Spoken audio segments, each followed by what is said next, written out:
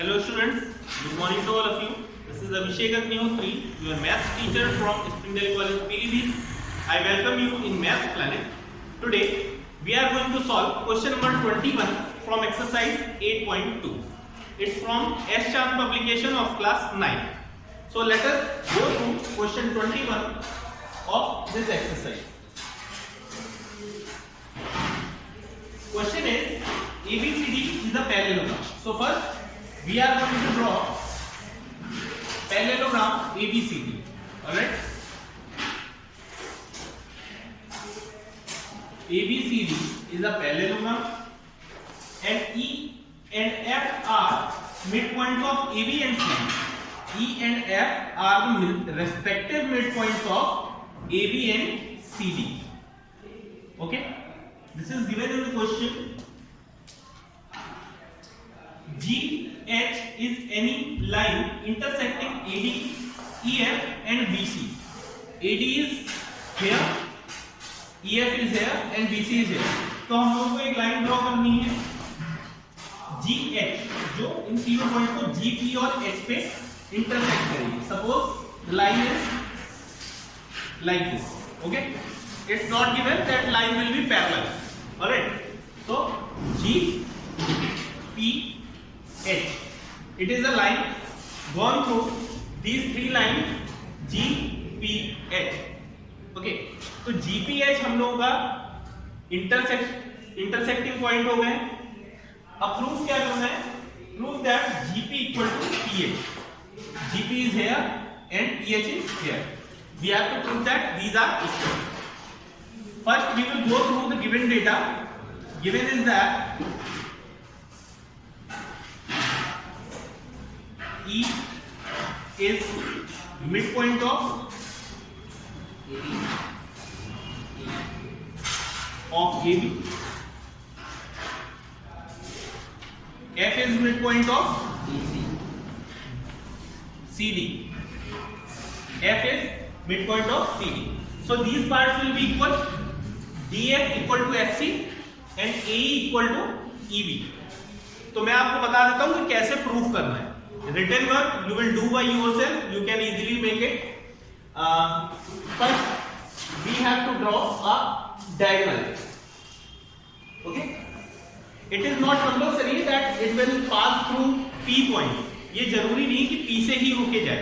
ये इधर उधर से भी जा सकता है, लेकिन by coincident ये यहाँ से होके जा रहा है. तो अभी तो फिलहाल P पे, तो हम इसे पॉइंट को P ही मानेंगे. अगर आपका कुछ अलग पॉइंट आता है उसे डिफरेंट पॉइंट आप लेट कर सकते हैं. तो देखते हैं. If we go through triangle BCD, if you observe it, it is given that it is a midpoint. Okay? Midpoint को छोड़िए, फिर इधर आते हैं. DC will be parallel to AB. Is it like that? BC will be parallel to AB because it is a parallelogram ABCD. So these are parallel and equal as well. And this is given midpoint. तो जब BC इसके parallel है तो इसका कुछ part FC जो है वो EB के पैरेलल होगा या नहीं होगा? EB के पैरेलल होगा. इसी तरह से BC की लेंथ FC की डबल है, मतलब FC इसका हाफ है. इसी तरह से AB का हाफ क्या है? EB है. तो EB और FC इक्वल भी होंगे. When in a quadrilateral one pair of opposite side is equal to each other and parallel as well, then we can say that it is a parallelogram. कह सकते हैं. तो हम लोगों का FCBE ये पैरेललोग्राम हो गया. सबसे पहला पॉइंट हम लोगों को क्या क्लियर करना है कि ये हाफ जो है ये पैरेललोग्राम है. तो ये पैरेललोग्राम प्रूफ हो गया. अब जब पैरेललोग्राम प्रूफ हो गया तो FE लाइन CB के पैरेलल होगी. CB के पैरेलल होगी. इसी तरह से इस लाइन का पार्ट मतलब PF BC के पैरेलल होगा. जब पूरी लाइन पैरेलल है तो इसका पार्ट भी पैरेलल होगा. तो अब आप आते हैं कन्वर्स मिडपॉइंट थ्योरम पे, जो आप लगाएंगे इस वाले ट्रायंगल में DBC में. इसमें कैसे लगाएंगे? ये मिडपॉइंट गिवन है, ये लाइन पैरेलल है इसके. ठीक, इस ट्रायंगल में एक मिडपॉइंट और एक पैरेलल दे रखा है. That means we can say that FP here P is the midpoint of DB. P is midpoint of DB. तो पहला हम लोगों का एक कंडीशन प्रूव हुई, P is mid point of dB. जब डीबी का मिड पॉइंट है तो हम लोग कह सकते हैं यहां पे कि DP will be equal to BP, DP will be equal to BP. ये मिड पॉइंट आ गया, ठीक। सेम थ्योरम हम लोग कन्वर्स मिड पॉइंट इस वाले ट्रायंगल में लगाएंगे एबीडी में। एबीडी में ये वाला मिड पॉइंट गिवन है, ये वाला पार्ट एडी लाइन के पैरेलल हो जाएगा, mid point and one pair of opposite side is given parallel, so can we say that P is the midpoint of BD again by converse midpoint theorem? तो इसमें भी हम लोगों का proof हो गया कि जब मिड पॉइंट है तो DP इक्वल टू PB। जब भाई P मिड पॉइंट प्रूफ हो रहा है तो यही तो हम लोगों को प्रूफ करना था कि this is the mid point of this line also, ठीक है ना। इस लाइन का भी मिड पॉइंट यही है, तो ये प्रूफ हो गया आपका। क्या हो गया? GP equal to PH, converse midpoint theorem apply करते हैं। So I hope you are clear with the method. Now we are moving forward towards next question. Now we are going to solve question number 22. 22, it is given that PQRS is a rhombus. So first we will draw a rhombus.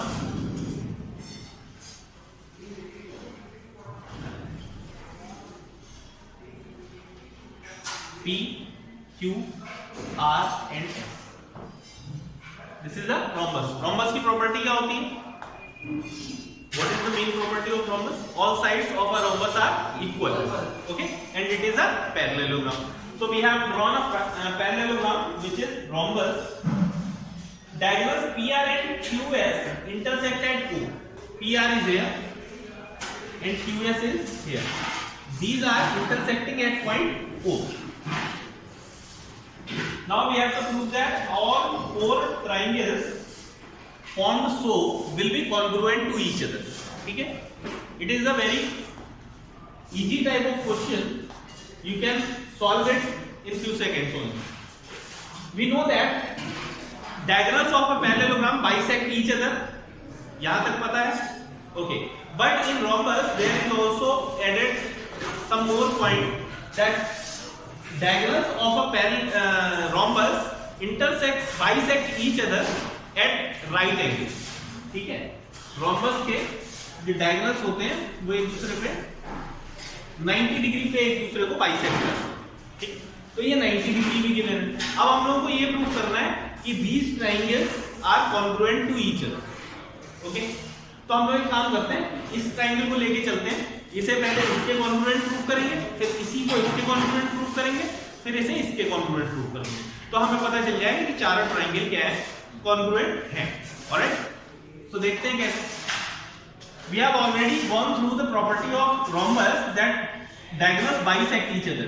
तो अगर हम इस और इस triangle की बात करें तो ये वाली साइड इसके इक्वल होगी, ये वाली साइड दोनों में कॉमन आ रही है, दो साइड आ गई। और हम लोगों को साइड एंगल, साइड प्रॉपर्टी के लिए क्या चाहिए होता है? दो साइड और उनके बीच का एंगल। तो दो साइडें हम लोगों की ये वाली आ गई है, उनके बीच का एंगल क्या है? ये 90 डिग्री है, ये भी 90 डिग्री है by the property of rhombus. So SAS by SAS these triangles are congruent. First condition, okay. Labelling कर देते हैं, ये 1 मान लेते हैं, इसे 2 मान लेते हैं, ये 3 और ये 4। तो 1 is congruent to triangle 2। हाँ, 1 and 2 आप एग्जाम में नहीं लिख के आएंगे, ये सिर्फ आपके समझने के लिए, ठीक है। आप उसका प्रॉपर लेबलिंग करेंगे। अब हम लोग क्या करते हैं, 1 और 3 में देखते हैं congruency condition. This side OS is equal to OQ, क्योंकि बाइसेक्ट हो रहा है इसलिए ये दोनों साइड इक्वल हो गई, और इसी तरह से ये दोनों साइडें भी इक्वल हो गई। ये वाली साइड इसके equal, OR equal to OP, OR equal to OP, bisect हो गए। तो ये वाली साइड इसके इक्वल, ये वाली साइड इसके इक्वल, और ये दोनों एंगल जो है ये चाहे आप वर्टिकली अपोजिट एंगल से भी कह सकते हैं कि इक्वल है, या फिर 90 डिग्री दोनों है तब भी कह सकते हैं कि दोनों इक्वल है। तो again by SAS these triangles are congruent to each other. Okay, again now we will consider triangle 1 and 4. This line OQ is equal to OS, bisector है इसलिए ये वाली लाइन कॉमन हो जाएगी, OR, ये वाला एंगल 90 डिग्री और ये भी 90 डिग्री. तो again these are congruent. So finally we can say that all the four triangles formed so will be congruent to each other. Alright. So is there any difficulty in this question? Okay. So if you find any difficulty when you are writing down this question on your notebook, then you can put it in comment box. We will try to resolve it in next session. Alright. Let us go through question number 23.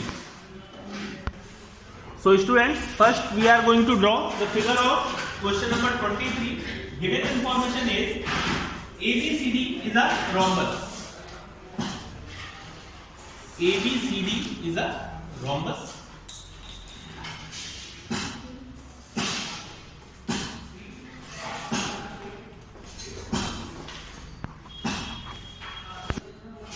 Okay, ABCD is a rhombus. So all the four sides of a rhombus will be equal to each other. Now additional information is here. P, Q, R, S are the midpoint of AB, BC, CD and DA respectively. तो AB का midpoint क्या है? P, BC का Q, इसका R and यहाँ पे क्या है? S. Okay. We have to prove that PQRS is a rectangle. Okay, PQRS क्या है? रेक्टेंगल है. तो इस क्वेश्चन को सॉल्व करने के लिए हम लोगों को सबसे पहले एक कंस्ट्रक्शन करना पड़ेगा. Draw the diagonals AC and BD by construction. Construction से हम लोग इसके डायगोनल्स ड्रॉ कर लेते हैं. Let this point of intersection is O. Okay, and it is point W, X, Y and Z. Okay, so this figure finally you will get from this question. So let us discuss how to solve this question. सबसे पहले तो हम लोग ये discuss कर लेते हैं कि रेक्टेंगल प्रूफ करने के लिए क्या क्या कंडीशन चाहिए होगी. रेक्टेंगल एक पैरेललोग्राम है या नहीं? Rectangle is a parallelogram. So first we will prove that PQRS is a parallelogram. After that, if we got one angle of this parallelogram 90 degree, then we can say that it is a rectangle. तो दो condition proof करनी है. पहला parallelogram, secondly एक angle कोई सा 90 degree. देखते हैं कैसे करते हैं. If we draw this diagonal, it is given that P is midpoint of AB and Q is midpoint of BC. If we consider triangle ABC, this triangle. So these are two midpoints. So can we say that this line is half of AC and parallel to AC? कह सकते हैं PQ is half of AC and PQ is parallel to AC. First condition आ गई by midpoints करो. Second condition, again we will take in triangle ADC. इस वाले triangle ADC. ADC में ये mid point given है, ये मिड पॉइंट गिवन है.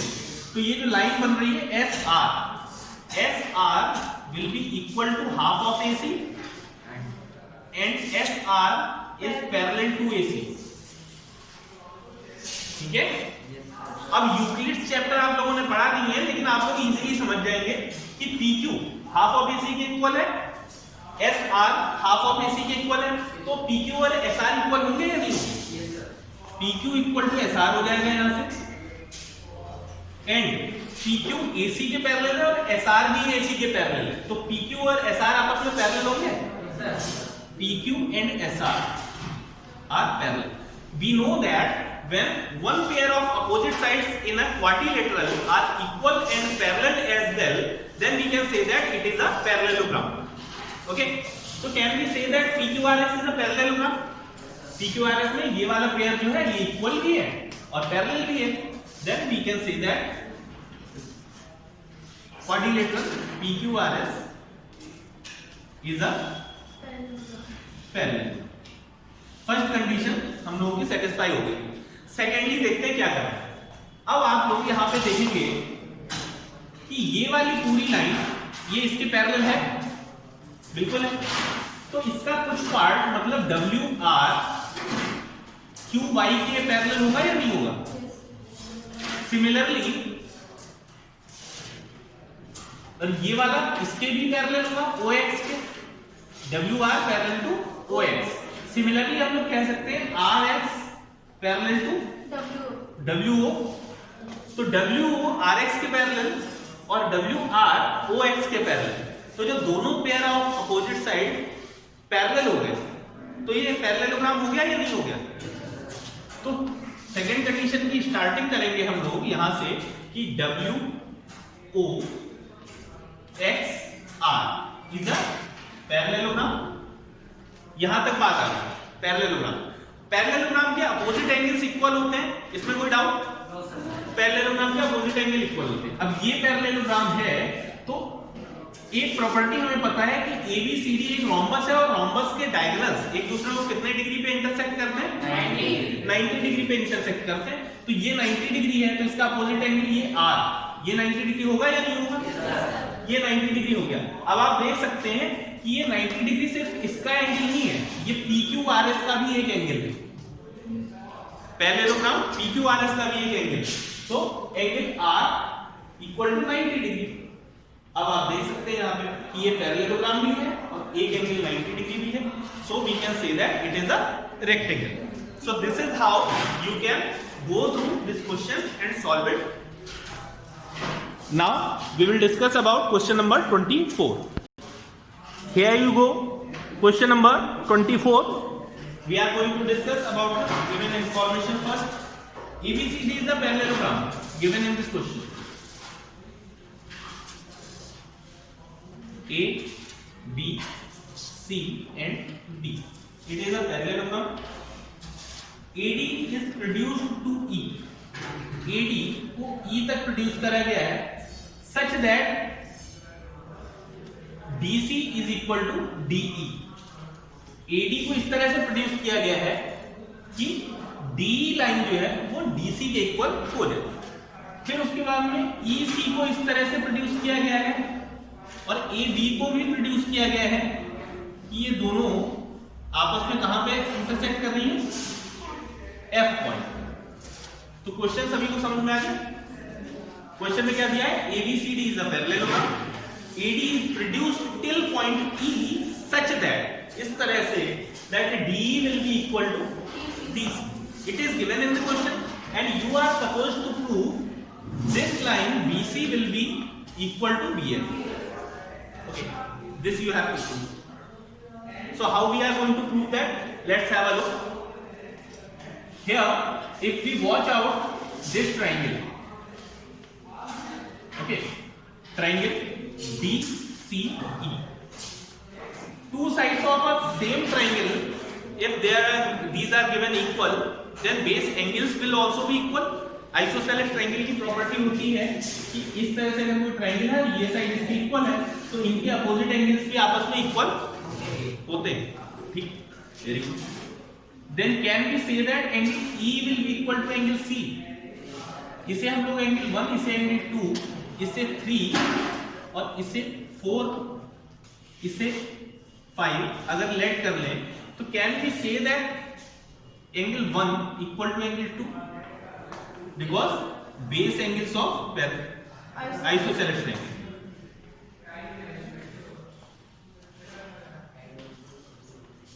Base angles of isosceles triangle, तो ये इक्वल हो गए।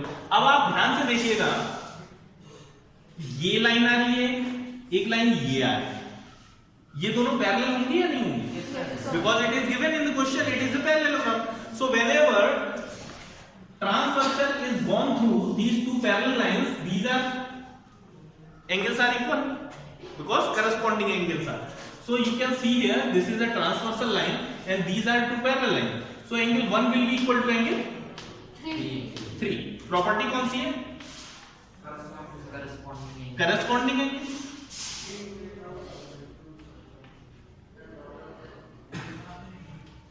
अब आगे आते हैं। अब आप इस एंगल को देखें और इस एंगल को देखें, तो ये एक लाइन आपको पैरेलल जाती हुई दिखाई देगी और एक ये जाती हुई दिखाई देगी। F बन रहा है, F बन रहा है तो 2 किसके इक्वल होगा? 4 से। Same property, angle 2 equal to angle 4, ये भी किससे करस्पॉन्ड।